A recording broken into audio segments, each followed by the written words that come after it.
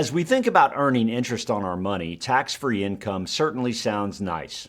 Fortunately, there are more ways today to access tax-free income from municipals than ever before.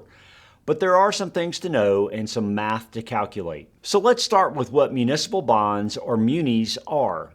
Simplified, municipal bonds are a way for cities to get money for things like schools and roads. People can lend money to the municipality, which would be a city or project, by buying these bonds, and then the city pays them back with interest.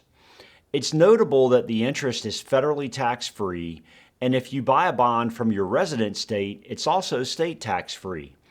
There are two main kinds of municipal bonds. The first is called the general obligation bond, and it's used to fund projects that serve the public community but don't necessarily generate revenue. Examples include schools, parks, and bridges.